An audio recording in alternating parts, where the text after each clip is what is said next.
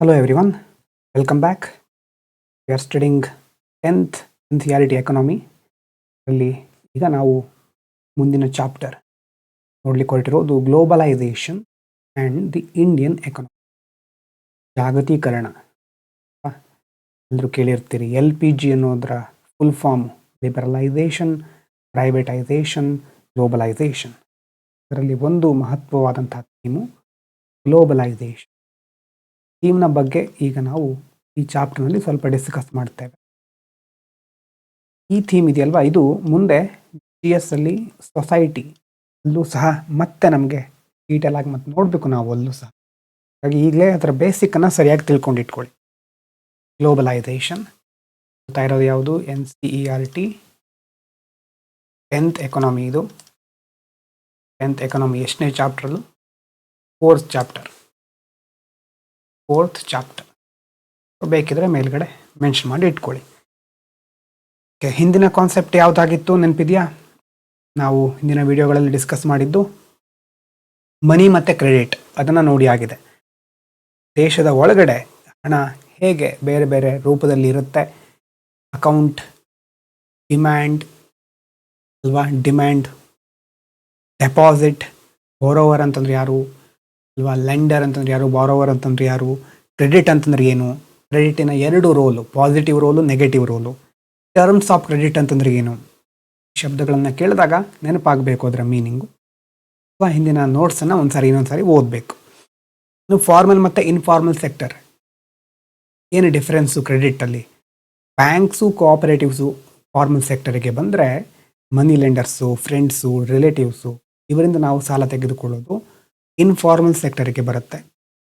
ಇನ್ನು self help ಗ್ರೂಪ್ಗಳ ಪಾತ್ರ ಏನು, ಇದೆಲ್ಲವನ್ನು ಡಿಸ್ಕಸ್ ಮಾಡಿ ಆಗಿದೆ. ಹಾಗಾಗಿ ಹಿಂದಿನ ಚಾಪ್ಟರ್ಗಳಲ್ಲಿ ನಾವು ಮನಿ, ಕ್ರೆಡಿಟನ್ನು ನೋಡಿದ್ದೀವಿ. ಇಮ್ಯಾಜಿನ್ ಮಾಡ್ಕೊಳ್ಳಿ, ನಮ್ಮ ದೇಶದ ಬೌಂಡ್ರಿಯ ಒಳಗಡೆ ತುಂಬ ಆರ್ಥಿಕ ಚಟುವಟಿಕೆಗಳು ನಡೀತಾ ಇರುತ್ತೆ. ಎಲ್ಲ ಚಟುವಟಿಕೆಗಳನ್ನು ನಿಭಾಯಿಸಲಿಕ್ಕೆ ಬೇರೆ ಬೇರೆ ವಿಭಾಗಗಳಿದೆ. ಪ್ರೊಡಕ್ಷನ್ ನಡೀತಾ ಇರುತ್ತೆ. GDP ಬಗ್ಗೆ ಸಹ ನಾವು ಡಿಸ್ಕಸ್ ಮಾಡಿದ್ದೇವೆ. ಹಾಗಾಗಿ ಒಂದ್ಸಾರಿ ಮ್ಯಾಪನ್ನು ಸಹ ಬಿಡಿಸ್ಕೊಂಡಿಟ್ಕೊಳ್ಳೋದು ಒಳ್ಳೆಯದು. ಸಾಧ್ಯ ಆದ ರೀತಿಯಲ್ಲಿ ಬಿಡಿಸಿಟ್ಕೊಳ್ಳಿ. ಆವಾಗ ಎಲ್ಲೆಲ್ಲಿ ಸಾಧ್ಯ ಆಗುತ್ತೋ ಅಲ್ಲಿ ಮ್ಯಾಪನ್ನು ಬಿಡಿಸ್ತಾ ಇರಬೇಕು. ಮ್ಯಾಪ್ ಬಿಡೋದು ಮರ್ತು ಹೋಗ್ಬಿಡುತ್ತೆ, ಮರಿಬಾರ್ದು. ಆದಾಗೆಲ್ಲ ಭಾರತದ ನಕಾಶೆನ ಬಿಡಿಸಿಟ್ಟು, ಎಕ್ಸಾಕ್ಟಾಗಿ ಸರಿಯಾಗಿ ಇರಬೇಕು ಅಂತಲ್ಲ, ನೋಡಿದಾಗ ಭಾರತ್ ಅಂತ ಗೊತ್ತಾಗಬೇಕು. ಈಗ ದೇಶದ ಒಳಗಡೆ ಒಂದು ಕಡೆಯಿಂದ ಇನ್ನೊಂದು ವಿಭಾಗಕ್ಕೆ ಯಾವ ರೀತಿ ಎಕಾನಮಿ, ಒಂದು ಆರ್ಥಿಕ ಚಟುವಟಿಕೆಗಳು ನಡೀತಾ ಇರುತ್ತೆ ಅಂತ ನೋಡಾಗಿದೆ. ಈಗ ನಾವು ಮಾತಾಡ್ತಾ ಇರೋದು ಗ್ಲೋಬಲೈಸೇಷನ್ ಬಗ್ಗೆ. ಗ್ಲೋಬಲೈಸೇಷನ್ ಅಂತಂದರೆ ಭಾರತದಿಂದ ಇನ್ನೊಂದು ದೇಶಕ್ಕೆ ಸರಕುಗಳು ಹೋಗಬಹುದು, ಬೇರೆ ದೇಶದಿಂದ ಭಾರತಕ್ಕೆ ಸರಕುಗಳು ಬರಬಹುದು, ಆ ದೇಶಗಳ ನಡುವೆ ಟ್ರಾನ್ಸಾಕ್ಷನ್ ಜಾಗತೀಕರಣ ಒಂದೇ ದೇಶಕ್ಕೆ ಸೀಮಿತ ಆಗಿರೋದಿಲ್ಲ. ನೋಡೋಣ ಇದರ ಅಂಡರಲ್ಲಿ ಏನೇನು ಬರುತ್ತೆ.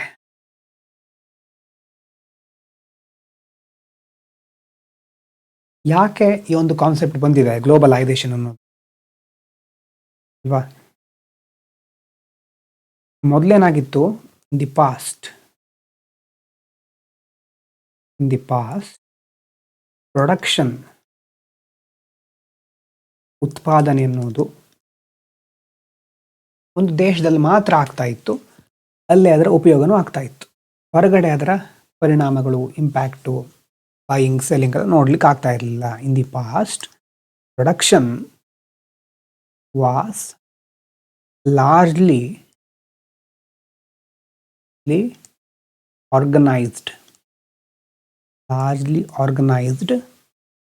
Within national boundaries. ದೇಶದ ಒಳಗಡೆ ವಿತಿನ್ ನ್ಯಾಷನಲ್ ಬೌಂಡ್ರೀಸ್. ರಾ ಮಟೀರಿಯಲ್ಗಳು ಎಕ್ಸ್ಪೋರ್ಟ್ ಆಗ್ತಾ ಇತ್ತು ಎಷ್ಟೋ ಸಾರಿ, ಮತ್ತೆ ಅದು ಫಿನಿಶ್ಡ್ ಗೂಡ್ಸ್ ಆಗಿ ಇಂಪೋರ್ಟ್ ಆಗ್ತಾ ಇತ್ತು. ಆದರೆ this changed with the rise of, ಯಾವುದರ ಒಂದು ಬೆಳವಣಿಗೆ ನಾವು ನೋಡಬಹುದು ಅಂತಂದರೆ ರೈಸ್ ಆಫ್ ಮಲ್ಟಿನ್ಯಾಷನಲ್ ಕಂಪನೀಸ್, ಇವಾಗ multinational corporations, multi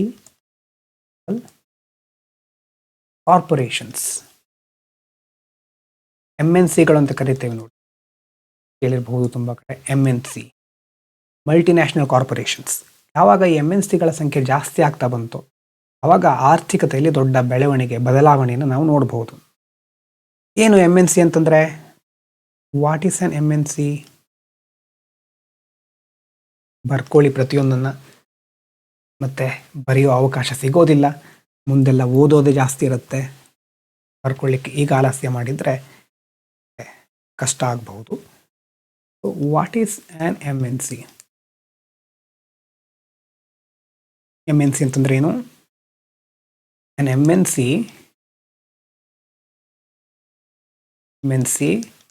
is a company that owns or controls production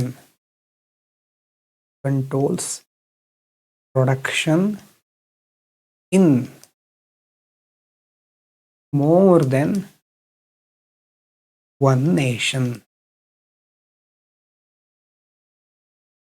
MNC ಅಂತಂದ್ರೆ ಏನು? ಒಂದು ಕಂಪನಿ, ಅದು ಅದರದ್ದು ಕಾರ್ಯಾಚರಣೆ ಹೇಗಿರುತ್ತೆ ಅಥವಾ ಕಾರ್ಯಚಟುವಟಿಕೆ ಹೇಗಿರುತ್ತೆ ಅಂತಂದರೆ, ಒಂದಕ್ಕಿಂತ ಹೆಚ್ಚು ಕಡೆ ದೇಶಗಳಲ್ಲಿ ಒಂದೋ ಕಂಟ್ರೋಲ್ ಮಾಡ್ತಾ ಇರುತ್ತೆ ಅಥವಾ ಅದರ ಓನರ್ಶಿಪ್ ಇರುತ್ತೆ ಪ್ರೊಡಕ್ಷನ್ಗೆ ಸಂಬಂಧಪಟ್ಟ ಹಾಗೆ. MNC is a company that owns or controls production more than one nation.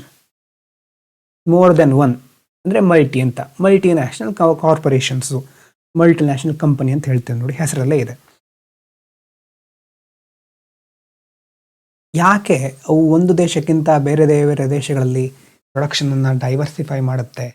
ಯಾಕೆ ಬೇರೆ ಬೇರೆ ದೇಶಗಳಲ್ಲಿ ಅವುಗಳ ಬ್ರಾಂಚ್ ಇರುತ್ತೆ? ಸಿಂಪಲ್ ಆಗಿ ಥಿಂಕ್ ಮಾಡಿ. Y spread production? ಕಾಮನ್ ಆಗಿ ನೋಡಿ, ಒಂದು ಲಾಜಿಕ್ ಅಪ್ಲೈ ಮಾಡಿ. ಯಾಕೆ ಪ್ರೊಡಕ್ಷನ್ನ ಸ್ಪ್ರೆಡ್ ಮಾಡಬೇಕು? ಒಂದೇ ದೇಶದಲ್ಲಿ ಯಾಕೆ ಮಾಡಬಾರ್ದು? ಪ್ರಶ್ನೆ. Why spread production? ಯಾಕಂತಂದರೆ ಹೇಗಿರುತ್ತೆ ನೋಡಿ, MNCs set of offices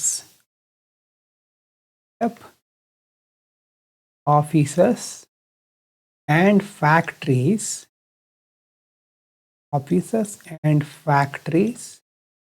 ಎಲ್ಲಿ ಆಫೀಸಸ್ ಮತ್ತು ಫ್ಯಾಕ್ಟ್ರಿಗಳನ್ನು ಸೆಟ್ ಮಾಡುತ್ತೆ ಅವು? where they can get cheap labor.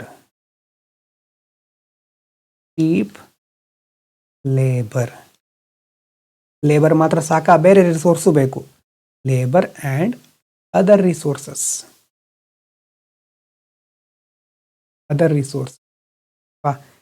ಎಲ್ಲಿ ಈಸಿಯಾಗಿ ಚೀಪ್ ಲೇಬರ್ ಸಿಗುತ್ತೋ ಅಂತಂದರೆ, ಕಡಿಮೆ ಕೂಲಿಗೆ ಕಾರ್ಮಿಕರು ಕೆಲಸ ಮಾಡಲಿಕ್ಕೆ ರೆಡಿಯಾಗಿದ್ದಾರೋ, ಮತ್ತು ಬೇರೆ ಬೇರೆ ಸಂಪನ್ಮೂಲಗಳು ಸಿಗುತ್ತೋ ಅಲ್ಲಿ ಫ್ಯಾಕ್ಟ್ರಿಗಳನ್ನು, ಆಫೀಸ್ಗಳನ್ನು ಓಪನ್ ಮಾಡುತ್ತೆ.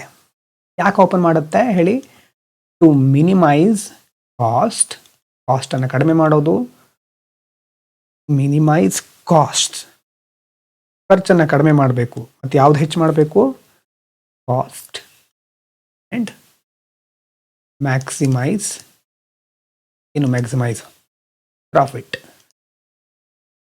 ಪ್ರಾಫಿಟನ್ನು ಜಾಸ್ತಿ ಮಾಡೋದು. ಕಾಸ್ಟ್ ಕಡಿಮೆ ಮಾಡಬೇಕು, ಲಾಭ ಜಾಸ್ತಿ ಮಾಡಬೇಕು. ಇದೇ ಎಲ್ಲ MNC ಕಂಪ್ನಿಗಳ ಗುರಿಯಾಗಿರುತ್ತೆ. ಉದಾಹರಣೆಗೆ ಯಾವ ಥರ ಕಾಂಪ್ಲೆಕ್ಸ್ ಆಗಿರುತ್ತೆ ನೋಡಿ ಒಂದ್ಸಾರಿ. ಒಂದು ಎಕ್ಸಾಂಪಲ್ಲು, ಅ ಪ್ರಾಡಕ್ಟ್, ಒಂದು ವಸ್ತು. Product might be designed in the USA. ಅಲ್ಲಿ ಅದನ್ನು ಡಿಸೈನ್ ಮಾಡಿದ್ದಾರೆ. Designed in the USA. Manufacture ಮಾಡಿರೋದಲ್ಲಿ ಚೀನಾದಲ್ಲಿ. Manufactured in China.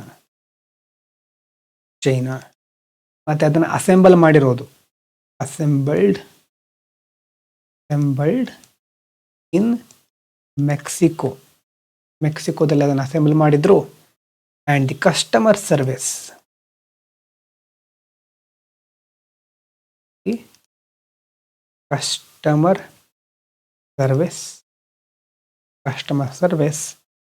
Handled from India.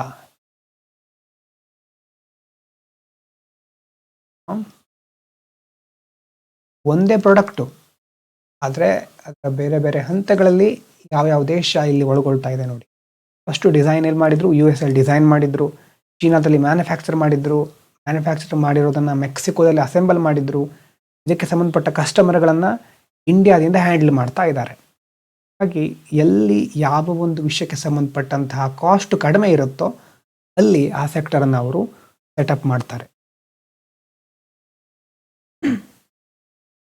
ಇದೇ ಸಂದರ್ಭದಲ್ಲಿ ಇನ್ನೊಂದು ವಿಷಯ ಬರುತ್ತೆ, ಫಾರಿನ್ ಇನ್ವೆಸ್ಟ್ಮೆಂಟ್. ನಮ್ಮ ದೇಶದಲ್ಲಿ ಫಾರಿನ್ ಇನ್ವೆಸ್ಟ್ಮೆಂಟ್ ಜಾಸ್ತಿ ಆಗಬೇಕು ಅಂತ ಕೇಳ್ತಾ ಇರ್ತೇವೆ. ಫಾರಿನ್ ಇನ್ವೆಸ್ಟ್ಮೆಂಟ್ ಅಂತಂದ್ರೆ ಏನು? ಫಾರಿನ್ ಇನ್ವೆಸ್ಟ್ಮೆಂಟ್, ವಿದೇಶಿ ಹೂಡಿಕೆ. ಫಾರಿನ್ ಇನ್ವೆಸ್ಟ್ಮೆಂಟ್ ಅಂದರೆ ಮನಿ ಸ್ಪೆಂಟ್ ಬೈ MNC. ಮೇಲ್ಗಡೆ ಹೇಳಿದ್ದೀವಿ MNCs ಟು ಬೈ ಮಾಡೋದು ಏನನ್ನ, ಒಂದು ಟು ಬೈ ಅಸೆಟ್ಸ್ ಅಂತಂದ್ರೆ like land or buildings and machines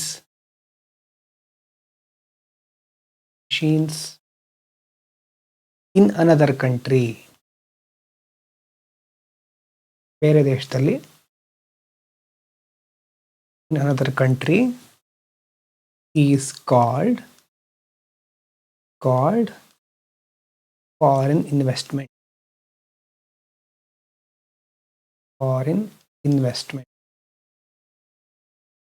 ಏನು ಫಾರಿನ್ ಇನ್ವೆಸ್ಟ್ಮೆಂಟ್ ಅಂತಂದ್ರೆ MNCಗಳು ಸ್ಪೆಂಡ್ ಮಾಡುವಂಥ ಮನಿ. ಯಾಕೆ ಸ್ಪೆಂಡ್ ಮಾಡುತ್ತೆ? ಟು ಬೈ ಅಸೆಟ್ಸ್ ಅಂತಂದ್ರೆ ಲ್ಯಾಂಡ್, ಬಿಲ್ಡಿಂಗ್ಸ್ ಅಥವಾ ಮಷಿನ್ಸ್. ಎಲ್ಲಿ? ಬೇರೆ ಯಾವುದೋ ದೇಶದಲ್ಲಿ. ಫಾರಿನ್ ಅಂತಂದ್ರೆ ಬೇರೆ ದೇಶ, ವಿದೇಶ ಅಂತ ಹೇಳ್ಬೋದು. ಅಲ್ಲಿ ಖರ್ಚು ಮಾಡುವಂಥ ಹಣಕ್ಕೆ ಫಾರಿನ್ ಇನ್ವೆಸ್ಟ್ಮೆಂಟ್ ಅಂತ ಕರಿಬಹುದು. ಮತ್ತೆ MNCಗಳನ್ನ ಎಕ್ಸ್ಪೆಂಡ್ ಮಾಡ್ತಾ ಇರ್ತಾರೆ, ಅಲ್ಲೂ ಸಹ ಇನ್ವೆಸ್ಟ್ಮೆಂಟ್ ನೋಡ್ತೇವೆ ನಾವು. MNC ಎಕ್ಸ್ಪ್ಯಾಂಡ್ ಯಾವ ಥರ ಆಗುತ್ತೆ? MNCs ಎಕ್ಸ್ಪ್ಯಾಂಡ್ ಆಗುವಂತಹ ಬೇರೆ ಬೇರೆ ವಿಧಾನಗಳು ಯಾವುದಿರುತ್ತೆ ಅಂತಂದರೆ, ಮೊದಲನೇದು ಪಾರ್ಟ್ನರ್ಶಿಪ್. ಬೇರೆ ದೇಶದ ಕಂಪ್ನಿ ಬಂದು ನಮ್ಮ ದೇಶದ ಕಂಪ್ನಿ ಜೊತೆ ಪಾರ್ಟ್ನರ್ಶಿಪ್ ಅನ್ನು ಮಾಡ್ಕೊಳ್ಳೋದು. ಪಾರ್ಟ್ನರ್ಶಿಪ್ಸ್ ಅಂತಂದರೆ ಸೆಟ್ಟಿಂಗ್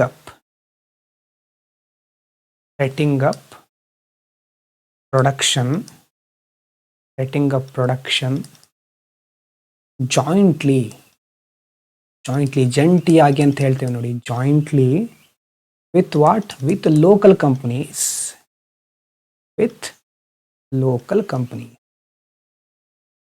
ಲೋಕಲ್ ಕಂಪನಿಗಳ ಜೊತೆ ಜಂಟಿಯಾಗಿ ಉತ್ಪಾದನೆಯನ್ನು ನಿರ್ವಹಿಸೋದು, ಪ್ರೊಡಕ್ಷನ್ ಮಾಡ್ತಾ ಹೋಗೋದು.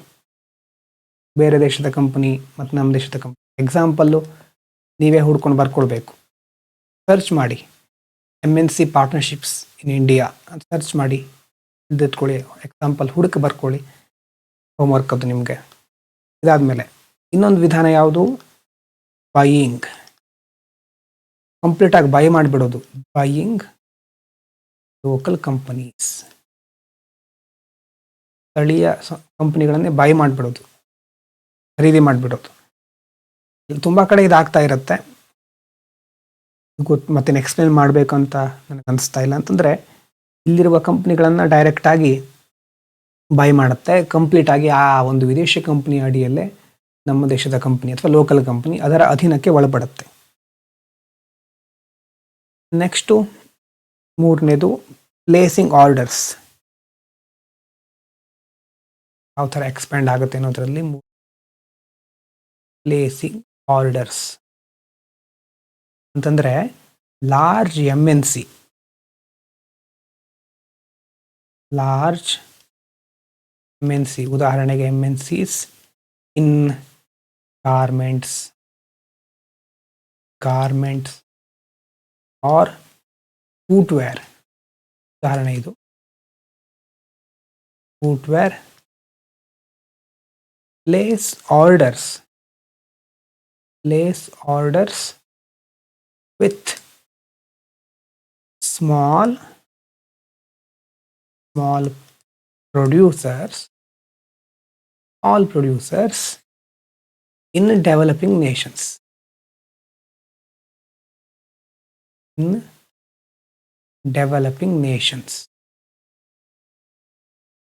And sell them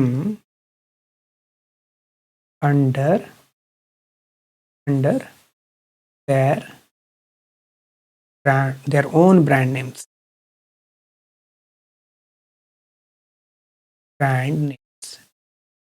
ಇನ್ನಿದ್ರ ಅರ್ಥ, ದೊಡ್ಡ ದೊಡ್ಡ MNCಗಳಿರುತ್ತೆ. ಲಾರ್ಜ್ MNC ಗಾರ್ಮೆಂಟ್ ಇರಬಹುದು, ಫುಟ್ವೇರ್ ಇರಬಹುದು. ಅದು ಇಲ್ಲಿ ವಿದೇಶದ ಯಾವುದೋ ಕಂಪನಿ ಇದೆ ಅಂತ ಇಟ್ಕೊಳ್ಳಿ, ಅಮೇರಿಕಾದು ABC ಅನ್ನುವಂಥ ಕಂಪನಿ ಇದೆ, ದೊಡ್ಡದು. ಭಾರತದಲ್ಲಿ ಯಾವುದೋ ಸಣ್ಣ ಶಾಪ್ಕೀಪರು ಅಥವಾ ಫುಟ್ವೇರ್ ರೆಡಿ ಮಾಡುವಂಥ ಗಾರ್ಮೆಂಟ್ ಇರಬಹುದು, ಫ್ಯಾಕ್ಟ್ರಿ ಯಾವುದೇ ಇರಬಹುದು, ಯಾವುದೇ ವಿಷಯಕ್ಕೆ ಸಂಬಂಧಪಟ್ಟಿರೋದು. ಆ ಅಮೇರಿಕದ ಕಂಪನಿ ನಮ್ಮ ದೇಶದಿಂದ ಆರ್ಡ್ರನ್ನು ಕೊಟ್ಟು ಇಲ್ಲಿಂದ ಇರುವಂಥ ವಸ್ತುಗಳನ್ನು ಖರೀದಿ ಮಾಡಿ ಸ್ಮಾಲ್ ಪ್ರೊಡ್ಯೂಸರ್ಗಳಿಂದ ಅದನ್ನು ತೆಗೆದುಕೊಂಡು ತಮ್ಮ ಬ್ರ್ಯಾಂಡ್ ಹೆಸರಿನಲ್ಲಿ ಸೆಲ್ ಮಾಡುತ್ತೆ. ಆಮೇಲೆ large MNCs in garments or footwear place orders with small producers in developing nations and sell them under their own brand names. ತಮ್ಮ ಬ್ರ್ಯಾಂಡ್ ನೇಮ್ ಹೆಸರಿನಲ್ಲಿ ಆಮೇಲೆ ಸೆಲ್ ಮಾಡೋದು. ಸೊ ಈ ಥರ 3 ವಿಭಾಗಗಳಿರುತ್ತೆ. MNCಗಳು ಎಕ್ಸ್ಪ್ಯಾಂಡ್ ಆಗೋದ್ರಲ್ಲಿ ಒಂದು ಪಾರ್ಟ್ನರ್ಶಿಪ್ ಮಾಡ್ಕೊಳ್ಳುತ್ತೆ, ಇಲ್ಲಾಂದರೆ ಕಂಪ್ಲೀಟಾಗಿ ಬೈ ಮಾಡೋದು ಲೋಕಲ್ ಕಂಪನಿಯನ್ನು, ಮತ್ತು ಆರ್ಡ್ರನ್ನು ಪ್ಲೇಸ್ ಮಾಡ್ಕೊಳ್ಳೋದು. ಹಾಗಾಗಿ ಈ ಫಾರಿನ್ ಟ್ರೇಡಿಂದ ಏನಾಗ್ತಾ ಇದೆ, ಮಾರ್ಕೆಟ್ ಇಂಟಿಗ್ರೇಷನ್ ಆಗ್ತಾ ಇದೆ. ಈಗ ಕನೆಕ್ಟ್ ಆಗ್ತಾ ಹೋಗುತ್ತೆ ಒಂದೊಂದೇ. Foreign trade integrates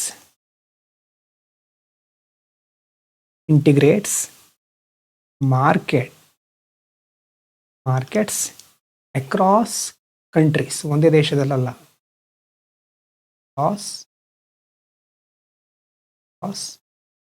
countries. ಈಗೇನು ಮಾಡಬಹುದು, producers can now reach markets beyond their domestic boundaries.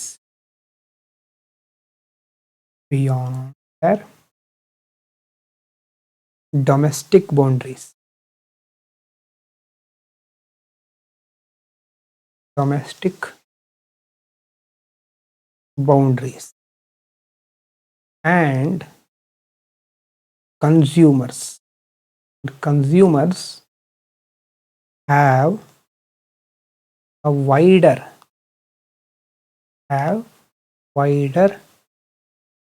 choice of goods. ಗ್ರಾಹಕರಿಗೂ ಹಾಗೆ ಈಗ ಬೇರೆ ಬೇರೆ ದೇಶಗಳ ವಸ್ತುಗಳು ಸಹ ಸಿಗ್ತಾ ಇರೋದ್ರಿಂದ ಚಾಯ್ಸ್ ಜಾಸ್ತಿ ಸಿಗುತ್ತೆ ಅಲ್ವಾ, ಆಯ್ಕೆಗಳು ತುಂಬ ಇದೆ. Foreign trade integrates markets across countries. Producers can now reach markets beyond the domestic boundary. ದೇಶದ ಮಾತ್ರ ಅಲ್ಲ, ಬೇರೆ ದೇಶದಲ್ಲೂ ಸರಕುಗಳನ್ನು ಮಾರಾಟ ಮಾಡಬಹುದು, ಸೇವೆಗಳನ್ನು ಕೊಡಬಹುದು. ಕನ್ಸ್ಯೂಮರ್ಸ್ಗಳಿಗೂ ಜಾಸ್ತಿ ಚಾಯ್ಸ್ ಸಿಗುತ್ತೆ, ಆಯ್ಕೆಗಳಿದೆ. ಈಗ ಕನೆಕ್ಷನ್ ಸಿಗ್ತಾ ಹೋಗುತ್ತೆ. ಇನ್ನು ಗ್ಲೋಬಲೈಸೇಷನ್. ಹಾಗಾದರೆ ಈಗ ಇಂಟಿಗ್ರೇಟ್ ಆಗ್ತಾ ಇದೆ ನೋಡಿ ಮಾರ್ಕೆಟ್ ಎಲ್ಲ. ವಾಟ್ ಇಸ್ ಗ್ಲೋಬಲೈಸೇಷನ್ ಅನ್ನುವಂಥ ಈಗ ಬರುತ್ತೆ. ಒಂದು ದೇಶ ಇನ್ನೊಂದು ದೇಶ ಜೊತೆ ಕನೆಕ್ಟ್ ಆಗ್ತಾ ಇದೆ. ಈಗ ಇಲ್ಲಿಂದ ಶುರು ಆಗೋದು. What is globalisation?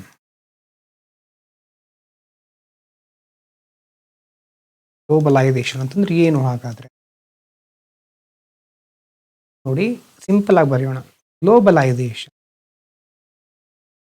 Globalisation is the process of rapid integration, rapid integration or interconnection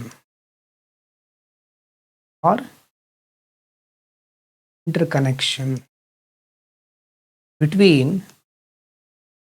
interconnection between countries ಅಂತಂದ್ರೆ ರ್ಯಾಪಿಡ್ ಇಂಟಿಗ್ರೇಷನ್ ನೋಡಿ, ಎಕಾನಮಿ, ಆರ್ಥಿಕತೆ, ಪರಸ್ಪರ ಸಹಕಾರ ಪ್ರತಿಯೊಂದು ಇಂಟಿಗ್ರೇಟ್ ಆಗ್ತಾ ಇದೆ. ಇಂಟಿಗ್ರೇಷನ್ ಮತ್ತು ಇಂಟರ್ ಕನೆಕ್ಷನ್ ಅಲ್ವಾ, ಪರಸ್ಪರ ಅವಲಂಬನೆ ಇರಬಹುದು, ಪರಸ್ಪರ ಸಂಪರ್ಕ ಎಲ್ಲ ರ್ಯಾಪಿಡ್ ಆಗಿ ಒಂದಕ್ಕೊಂದು ಸಂಬಂಧವನ್ನು ಬೆಸೆದುಕೊಳ್ತಾ ಇದೆ. ಯಾವುದರ ನಡುವೆ? ಬಿಟ್ವೀನ್ ಕಂಟ್ರೀಸ್, ಒಂದು ದೇಶ ಇನ್ನೊಂದು ದೇಶದ ಜೊತೆಗಿನ ಸಂಬಂಧ, ಇಂಟಿಗ್ರೇಷನ್, ಇಂಟರ್ ಕನೆಕ್ಷನ್ ಎಲ್ಲ ಮುಂದೆ ಎಕ್ಸ್ಪ್ಯಾಂಡ್ ಆಗ್ತಾ ಹೋಗೋದು. ಗ್ಲೋಬಲೈಸೇಷನ್ಗೆ ನಾವು ಆ ಥರ ಹೇಳ್ಬಹುದು. ಇದರಲ್ಲಿ ಏನೇನಿರುತ್ತೆ ಹಾಗಾದರೆ? ಇಟ್ ಇನ್ವಾಲ್ವ್ಸ್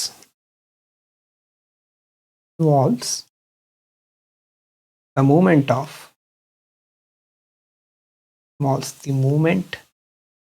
of ಏನು, ಒಂದು ಗೂಡ್ಸ್ ಆ್ಯಂಡ್ ಸರ್ವಿಸಸ್, ಸರಕು ಸೇವೆಗಳ ಒಂದು ಸಾಗಣೆ. ಏನೇನು ಮೂವ್ಮೆಂಟ್ ಆಗಬಹುದು? Goods and services. ಅದಾದಮೇಲೆ ಇನ್ವೆಸ್ಟ್ಮೆಂಟ್ಸ್, ಅದಾದಮೇಲೆ technology,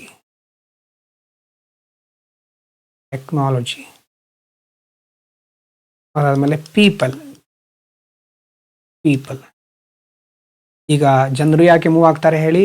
for better income, job, ಎಜುಕೇಷನಿಗೋಸ್ಕರ ಒಂದು ಕಡೆಯಿಂದ ಇನ್ನೊಂದು ಕಡೆ ಸ್ಥಳಾಂತರಗೊಳ್ಳಬಹುದು, ಮೂವ್ ಆಗಬಹುದು. ಹಾಗಾಗಿ ಇದರಲ್ಲಿ ತುಂಬ ವಿಭಾಗಗಳು ಬರುತ್ತೆ. ಗೂಡ್ಸ್ ಆ್ಯಂಡ್ ಸರ್ವಿಸ್ ಮೂವ್ಮೆಂಟ್ ಇರಬಹುದು, ಇನ್ವೆಸ್ಟ್ಮೆಂಟ್, ಅಲ್ಲಿ ಅವರು ಇಲ್ಲಿ ಬಂದು ಹೂಡಿಕೆ ಮಾಡೋದು, ಟೆಕ್ನಾಲಜಿ ಟ್ರಾನ್ಸ್ಫರ್, ಪೀಪಲ್ ಎಲ್ಲ ಸಹ ಗ್ಲೋಬಲೈಸೇಷನ್ ಅಂಡರಲ್ಲಿ ಬರುತ್ತೆ. ಇತ್ತೀಚಿನ ದಿನಗಳಲ್ಲಿ ಗ್ಲೋಬಲೈಸೇಷನ್ಗೆ ಪುಷ್ಟಿ ಕೊಟ್ಟಿರೋದು ಯಾವುದು? ಬರ್ಕೊಳ್ಳಿ, ಫ್ಯಾಕ್ಟರ್ಸ್ ಎನಾಬ್ಲಿಂಗ್ ಗ್ಲೋಬಲೈಸೇಷನ್. ಯಾವ್ದು ಬರುತ್ತೆ? ಫ್ಯಾಕ್ಟರ್ಸ್ ಎನಾಬ್ಲಿಂಗ್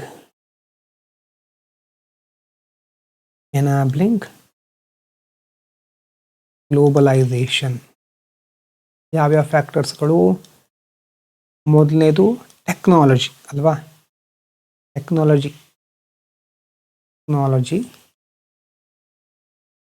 ಟೆಕ್ನಾಲಜಿಯಲ್ಲೂ ಅದರಲ್ಲೂ ಮುಖ್ಯವಾಗಿ ಇಂಪ್ರೂವ್ಮೆಂಟ್ಸ್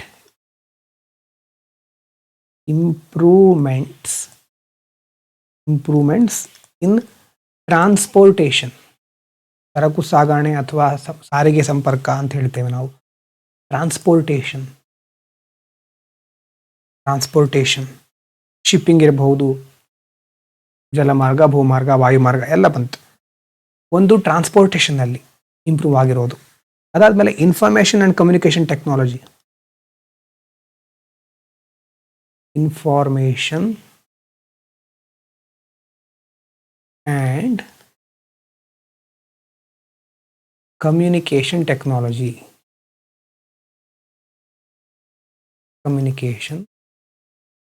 ಟೆಕ್ನಾಲಜಿ, ICT ಅಂತ ಶಾರ್ಟ್ ಆಗಿ ಕರಿತೇವೆ. ಅಂದರೆ ಮಾಹಿತಿ ಮತ್ತು ಕಮ್ಯುನಿಕೇಷನ್ ಟೆಕ್ನಾಲಜಿ, ಸಂಪರ್ಕ ಸಾಧನಗಳಿರಬಹುದು, ಸಂಪರ್ಕ ತಂತ್ರಜ್ಞಾನ, ಇದೆಲ್ಲದರಲ್ಲಿ ಆಗಿರುವಂಥ ಇಂಪ್ರೂವ್ಮೆಂಟ್. IT ಅಂತಂದರೆ ಇಂಟರ್ನೆಟ್ಟು, ಟೆಲಿಫೋನು, ಹೀಗೆ ತುಂಬ ವಿಧಾನಗಳನ್ನು ಬೇರೆ ಬೇರೆ ವೇನ ಇಲ್ಲಿ ಬರೀಬಹುದು, ಅಪ್ರೋಚ್. ಹಾಗಾಗಿ ಇದೆಲ್ಲದರಿಂದ ಏನಾಯಿತು? These have made global production practical. Global production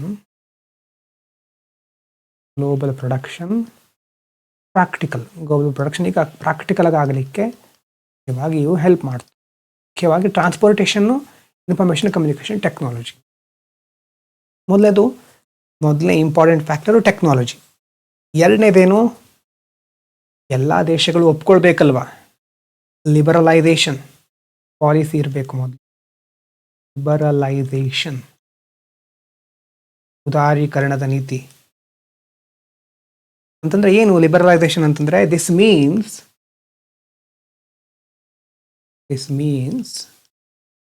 removing barriers removing barriers, ಏನಾದರೂ ಅಡೆತಡೆಗಳಿದ್ದರೆ ಅದನ್ನು ತೆಗೆದುಹಾಕೋದು. Barriers are restrictions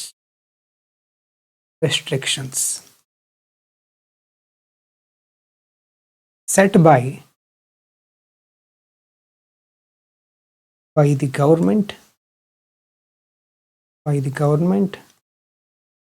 on foreign trade and investment.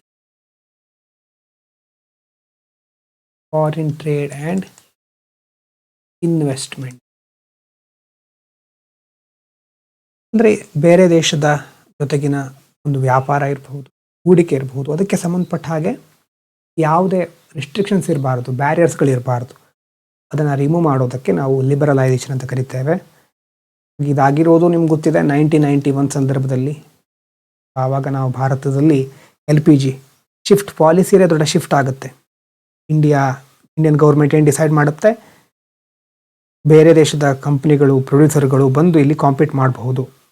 ಭಾರತದ ಕಂಪ್ನಿಗಳು ಜಾಗತಿಕ ಮಟ್ಟಕ್ಕೆ ಹೋಗುತ್ತೆ, ಜಾಗತಿಕ ಮಟ್ಟದ ಕಂಪನಿಗಳಿರ್ಬೋದು, ಅವು ಭಾರತಕ್ಕೆ ಬರುತ್ತೆ. ಹಾಗೆ ಆ ಒಂದು ಸಂದರ್ಭದಲ್ಲಿ ಲಿಬರಲೈಸೇಷನ್ ಪಾಲಿಸಿನ ನೋಡಬಹುದು. ಹಾಗಾಗಿ ಈ ಒಂದು ಉದ್ದೇಶವನ್ನು ಮುಖ್ಯವಾಗಿ ಲಿಬರಲೈಸೇಷನ್ ಅನ್ನೋದು ಬರೋದು ಯಾವುದರಿಂದ ಅಂತಂದರೆ WTO, world trade organisation.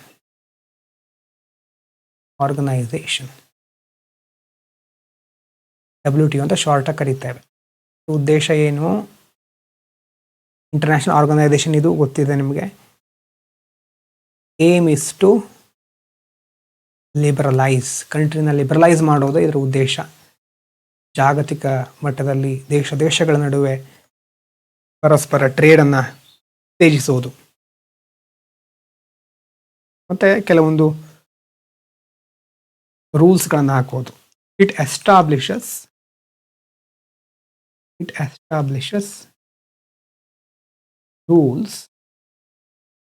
Rules regarding international trade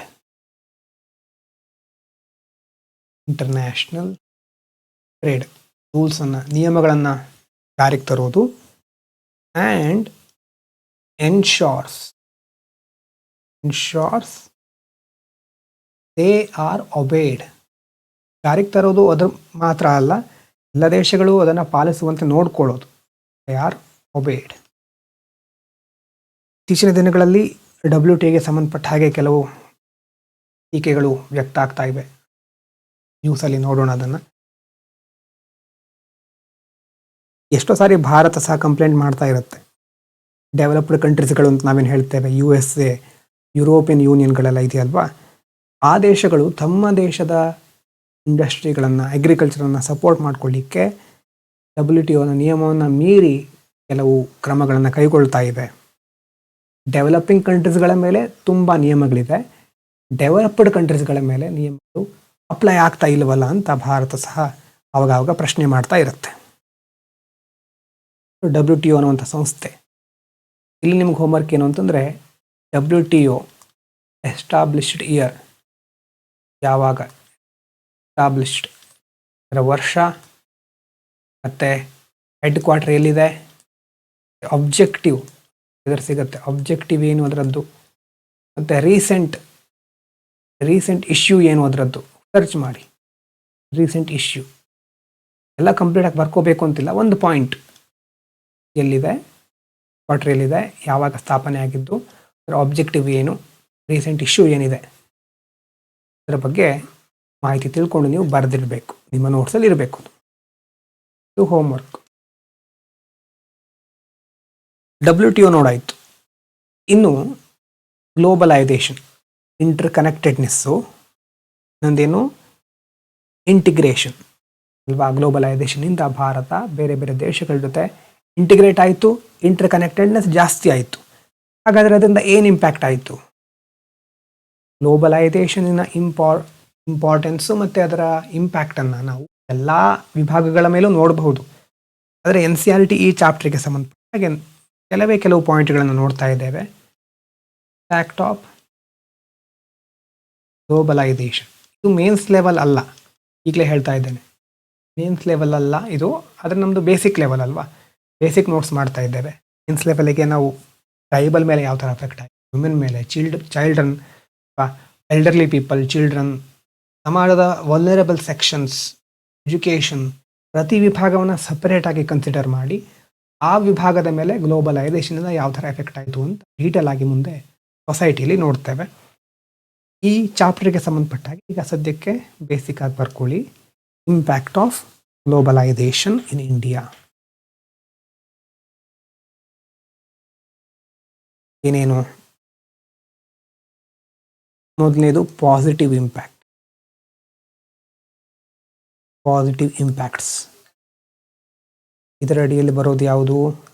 positive impacts ಅಂತಂದರೆ ಕನ್ಸ್ಯೂಮರ್ಸ್ಗಳಿಗೆ, ಫಾರ್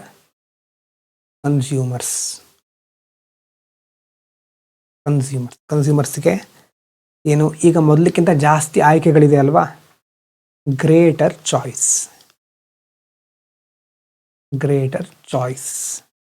ಮತ್ತು ಕಾಂಪಿಟೇಷನ್ ಜಾಸ್ತಿ ಇರೋದ್ರಿಂದ ಕ್ವಾಲಿಟಿಯಲ್ಲಿ ಇಂಪ್ರೂವ್ ಆಗುತ್ತೆ, ಇಂಪ್ರೂವ್ಡ್ ಕ್ವಾಲಿಟಿ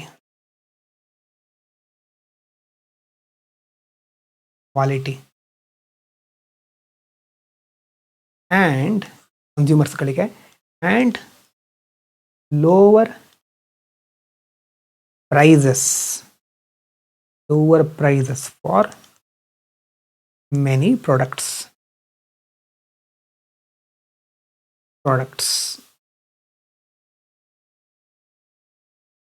ನಮ್ಮ ದೇಶದ ಒಂದೇ ಕಂಪ್ನಿ ಇದೆ ಅಂದರೆ ಆ ಕಂಪ್ನಿ ಹೇಳಿದ ರೇಟಿಗೆ ನಾವು ಒಪ್ಕೊಂಡು ಖರೀದಿ ಮಾಡಬೇಕಾಗುತ್ತೆ. ನಮ್ಮ ದೇಶದಲ್ಲ, ಬೇರೆ ದೇಶದ ಕಂಪ್ನಿಗಳು ಬರ್ತಾ ಇವೆ, ಇಲ್ಲಿಂದ ಸಹ ಕಾಂಪಿಟೇಷನ್ ಇದೆ ಅಂತಂದರೆ ಪ್ರೈಸ್ ಕಡಿಮೆ ಮಾಡ್ತಾರೆ, ಕ್ವಾಲಿಟಿಯಲ್ಲಿ ಇಂಪ್ರೂವ್ ಮಾಡ್ಕೊಳ್ತಾರೆ. ಎಲ್ಲ ಈಗ ಒಂದು ಪಾಸಿಟಿವ್ ಇಂಪ್ಯಾಕ್ಟ್ ಅಂತ ಹೇಳ್ಬೋದು. ಇನ್ನು ಕನ್ಸ್ಯೂಮರಿಗೆ ಆಯಿತು. ಇಂಡಿಯನ್ ಕಂಪನಿಗಳಿಗೆ, for top Indian companies,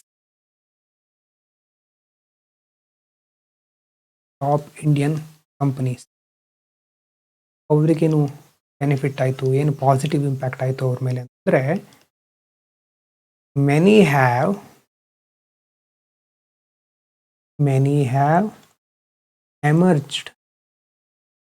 emerged as MNCs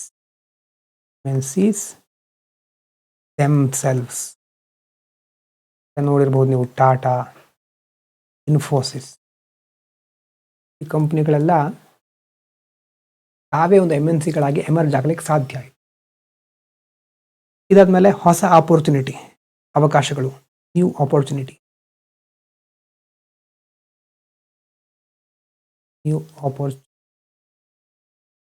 ಆಯಿತು. ಅದರಲ್ಲೂ ಮುಖ್ಯವಾಗಿ ಅಲ್ಲಿ massive growth in service sector,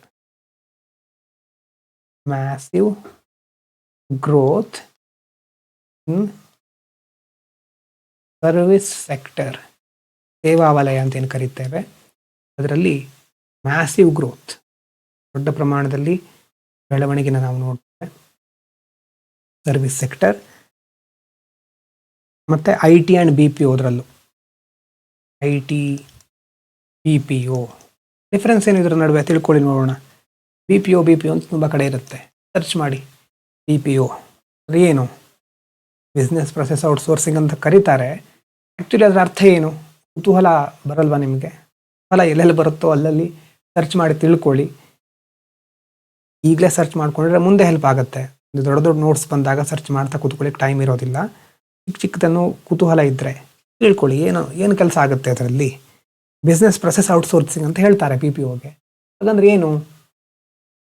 simple ಇರುತ್ತೆ ಮೀನಿಂಗು, ನಾವು ಅದನ್ನು ತಿಳ್ಕೊಳ್ಳದೆ ಅಲ್ಲಲ್ಲೇ ಬಿಟ್ಬಿಡ್ತೇವೆ.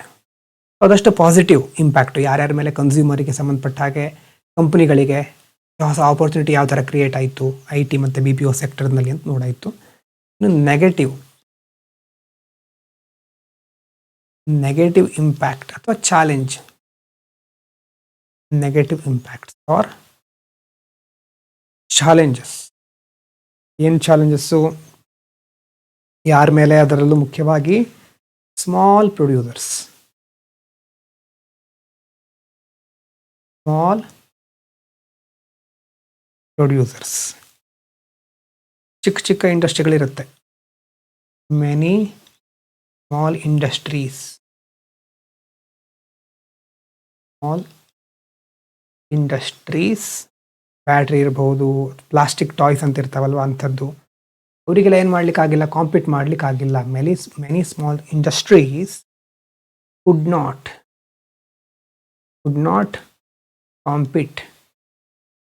compete with cheap imports. ಬೇರೆ ದೇಶದಿಂದ ಚೀಪ್ ಆಗಿ ಇಂಪೋರ್ಟ್ ಆಗ್ತಾ ಇದೆ. ಭಾರತೀಯರಿಗೆ ಯಾವುದಕ್ಕೆ ಬೆಲೆ ಕಡಿಮೆ ಇದೆಯೋ ಅದನ್ನು ಪರ್ಚೇಸ್ ಮಾಡ್ತಾರೆ. ಅವರು ಕ್ವಾಲಿಟಿಗಿಂತ ಬೆಲೆಯನ್ನು ನೋಡೋದು ಜಾಸ್ತಿ. So many small industries could not compete with cheap imports and had to shut down.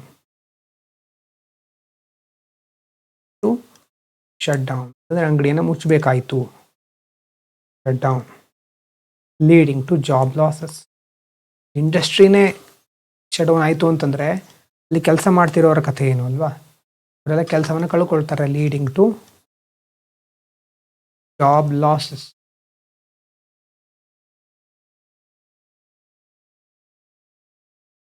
ಮತ್ತು ಇದ್ರ ಜೊತೆ ಎರಡನೇದು uncertain employment. Uncertain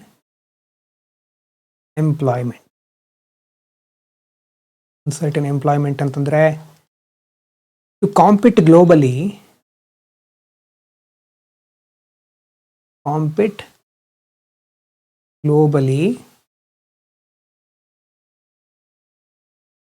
many factories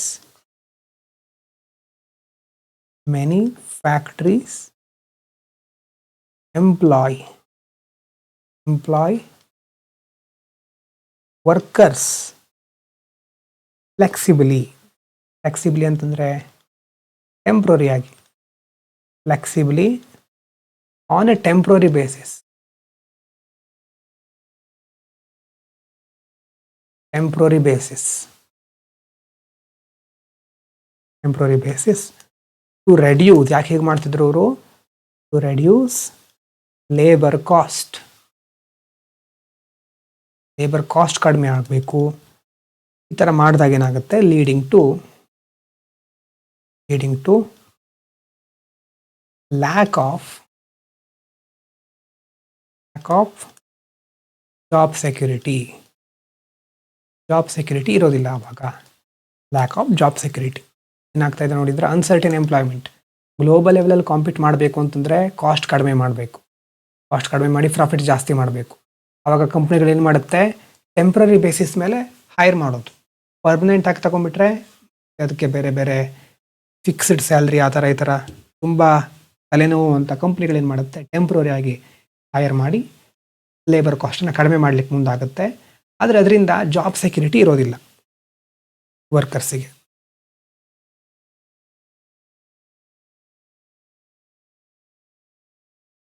ಈ ಸಂದರ್ಭದಲ್ಲಿ ಸರ್ಕಾರದ ಪಾತ್ರ ಏನು ಹಾಗಾದರೆ ಗಮನಿಸಬೇಕಾಗತ್ತೆ. ಗ್ಲೋಬಲೈಸೇಷನಿಂದ ಹಾಗಾದರೆ ಪಾಸಿಟಿವ್ ಯಾವ್ದು ಜಾಸ್ತಿ ಆಯ್ತಾ, ನೆಗೆಟಿವ್ ಜಾಸ್ತಿ ಆಯ್ತಾ ಅಂತ ಮುಂದೆ ಡೀಟೇಲ್ ಆಗಿ ನೋಡೋಣ. ಫೇರ್ ಗ್ಲೋಬಲೈಸೇಷನ್ ಅಂತಂದರೆ ಏನು? ಇಂದ ಎಲ್ಲ ವಿಭಾಗಗಳಲ್ಲೂ ಸರಿಯಾದ ರೀತಿಯಲ್ಲಿ ಅವಕಾಶ ಸಿಗೋದು. ಎಲ್ರಿಗೂ ಅದರ ಅವಕಾಶ ಸಿಗಬೇಕು. ಆದರೆ ಅದಷ್ಟು ಸುಲಭ ಆಗಿರೋದಿಲ್ಲ ಅಲ್ವಾ? ಎಲ್ಲ ವಿಭಾಗದಲ್ಲೂ ಸರಿಯಾದ ಅವಕಾಶ ಸಿಗಲಿಕ್ಕೆ the struggle for fair globalisation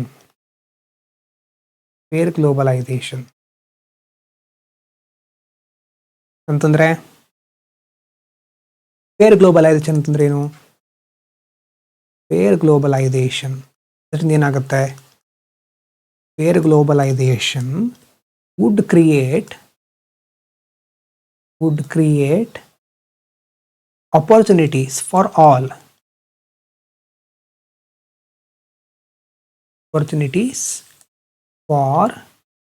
all. And ensure that The benefits are shared better. ಇದರಿಂದ ಬರುವಂಥ ಬೆನಿಫಿಟ್ಗಳು ಎಲ್ಲ ವರ್ಗದವರಿಗೂ ಸರಿಯಾದ ರೀತಿಯಲ್ಲಿ ಶೇರ್ ಆಗಬೇಕು. ಅದು ಫೇರ್ ಗ್ಲೋಬಲೈಸೇಷನ್. ಇದಕ್ಕೆ ಗೌರ್ಮೆಂಟಿನ ಪಾತ್ರ ಏನು? ಹಾಗಾದ್ರೆ ಇಲ್ಲಿ ಗೌರ್ಮೆಂಟಿನ ಪಾತ್ರ ಬಹಳ ಮುಖ್ಯ ಆಗಿರುತ್ತೆ. ರೋಲ್ ಆಫ್ ಗೌರ್ಮೆಂಟ್ ಏನು ಮಾಡಬಹುದು? Role of government. Government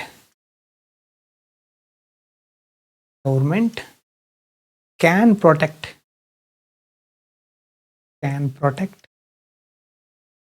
the interests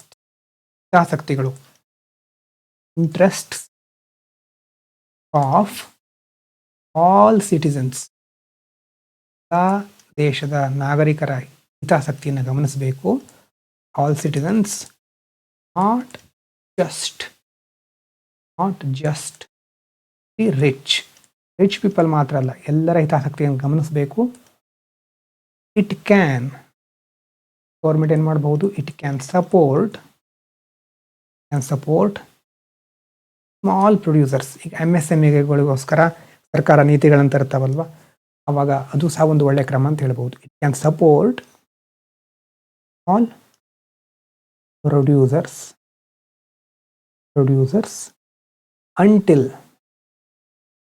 until they become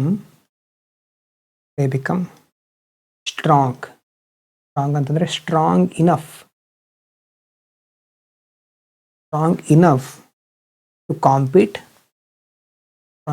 to compete and ensure that labor laws, ನೋಡಿ ಇಲ್ಲಿ ಬಂತು, labor laws are implemented.